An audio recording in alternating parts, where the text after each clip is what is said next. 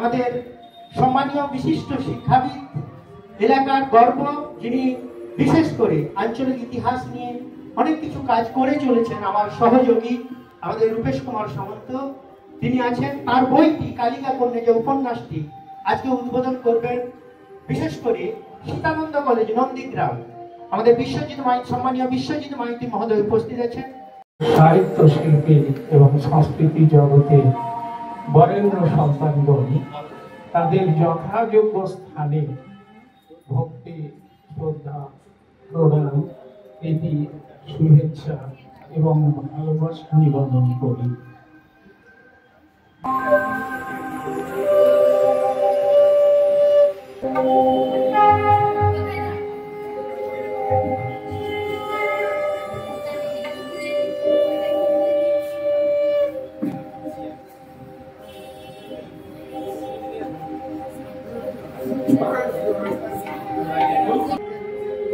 আর bag ছড়িয়ে দিচ্ছেন আমাদের স্বস্তি কল্যাণ লেখনী গ্রুপের যিনি প্রধান, সম্মানীয় সুকেশ বাবু, যিনি বাংলাদেশ এবং ঐক্যসূত্রে গঠিত করবার ব্যাপারে গুরুত্বপূর্ণ ভূমিকা গ্রহণ করেছেন এবং এই আস্ফোরক সাংস্কৃতিক অনুরণনে রায় বলিয়েছে।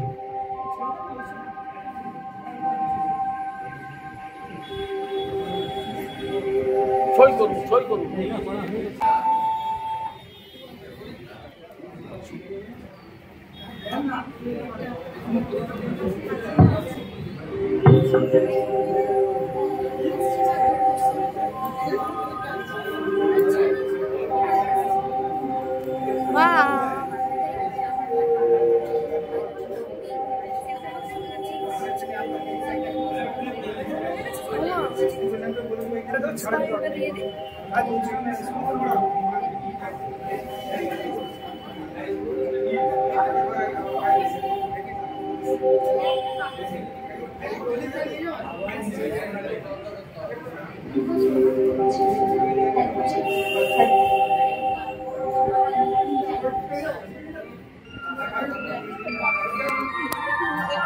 বিশ্বাস করেন সেই আধ্যাত্মিক চেতনার অন্যতম ফসল এই কালিকা কন্যা। সুতরাং এই বইটির শুভ উদ্বোধন ঘটালেন আমাদের সম্মানীয় অধ্যাপক ডক্টর বিশ্বজিৎ মাইতি মহোদয়।